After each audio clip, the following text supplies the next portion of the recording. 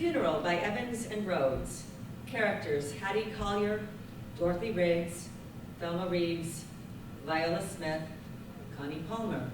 All of them are women in their 60s. 5 chairs sit center stage. The women sit side by side in that order. A cell phone is placed on the empty chair. The women occupying the other chairs each hold a cell phone.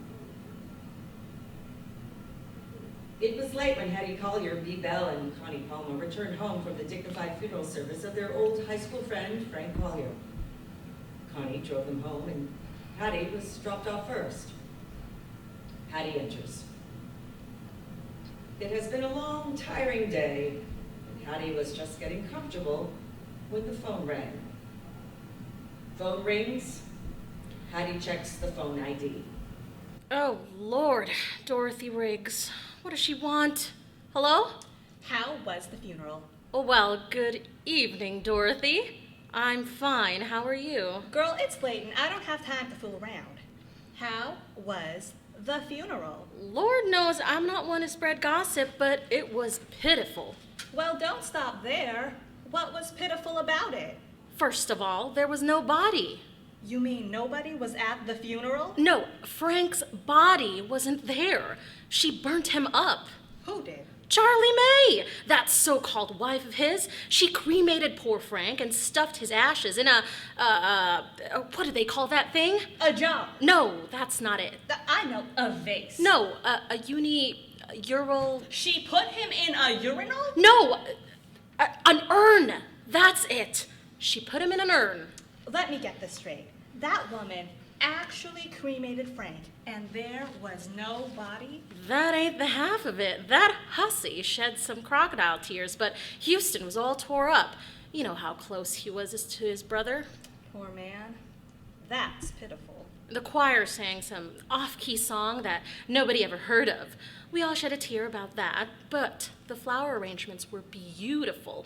There were just tons of them, which shows how highly respected Frank was. Well, I figured he would have lots of flowers. I know it was crowded, wasn't it? Lord, yes. The people were spilling out of the church. Listen, we can talk about this later. I'm so tired. I've got to go to bed. Good night, Hattie. I'm going to turn in too. Hattie and Dorothy disconnect the call. There is a beat, and Dorothy quickly dials Thelma's number. Hello? Thelma, it's Dorothy. I know it's late, but guess what I just heard about Frank's funeral? Let's hear it. You know Charlie May was always cold-blooded. And the truth? You remember in high school when she tried to steal Leon from Hattie? Whose boyfriend didn't she try to steal? She always thought she was cute. You'll never guess what she did to poor Frank. What could she do? He's dead. Don't get smart. She went and cremated him. You're lying. If I'm lying, I'm crying. She burned him up and put him in a solid gold urn. Gold? That's show off. She must have sent invitations to the funeral. There were so many people, they had to pipe the services outside so everybody could hear. Say what? Why do you think she did that?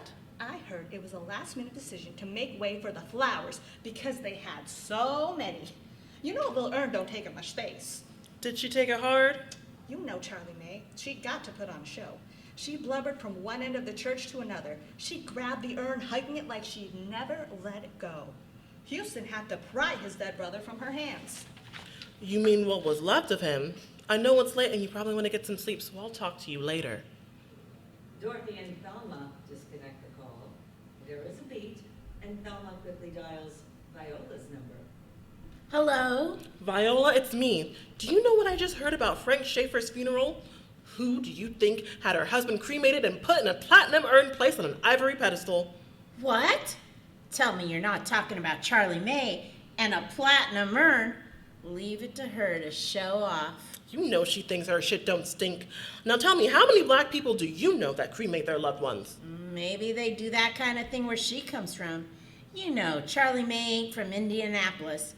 She didn't move here from Fort Wayne until she was a junior in high school. Child, don't blame that on Fort Wayne. That's just some of Charlie May's craziness. But let me tell you the rest of it. She got to carrying on so at the funeral that she started hopping around the church and spilled the ashes. No! Oh, girl, I gotta call Connie and find out about this mess. I'll talk to you later. Thelma and Viola disconnect. Viola quickly dials Connie's number. Palmer residence. This is Viola, honey. I hate to wake you, but I heard about Frank's funeral. Now, what's this about his ashes? His ashes? What happened at the funeral? What happened to his ashes? From what I understand, Charlie May was going to bury them in a vault at the cemetery here in Indianapolis. I believe it was a private affair with just her and Houston. Oh, how could Houston let her cremate his brother? Wasn't he upset? I know he was upset about Frank's death, but I don't know how he felt about the cremation. He just looked upset in general. The poor man was crying so hard that he accidentally knocked over a plant. As he was coming down the aisle to get in the pew, an usher swept up the dirt. It was a mess. Oh, I won't keep you. You go back to sleep. Connie and Viola disconnect the call. Viola wastes no time calling Thelma. Are you awake?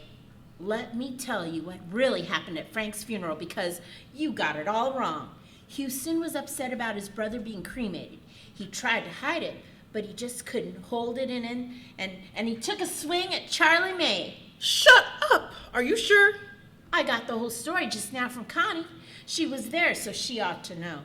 Anyway, when Charlie May ducked to avoid his fist, he accidentally hit the urn instead. The usher had to vacuum up the ashes and put them in a can. Why didn't they just put them back in the urn? 'Cause the urn broke when it hit the floor. We just said Charlie May was all show. It wasn't platinum, it was plastic. Well, why? Stop interrupting. They had to seal the can before they put it in the vault. Didn't they bury the urn? Oh no, they don't bury urns. They put them in a vault. That's news to me. But let me call Dorothy and get this thing straight before it gets too late. The next thing you know, all kinds of false rumors will get out. Thelma and Viola disconnect. It takes a while for Dorothy to answer the call. Hello, Thelma. This had better be good. Girl, this is good. Why didn't you tell me about the juicy stuff about Frank's funeral? I told you everything I heard. You didn't tell me about the fight. What fight? Houston took a swing at Charlie during the service, and the ushers had to pull him off her. He knocked over some of the flowers and the urn. Since they couldn't separate the dirt from the ashes, they vacuumed it all up and put it in a can. Tell me you're lying. I knew I should have gone to that funeral.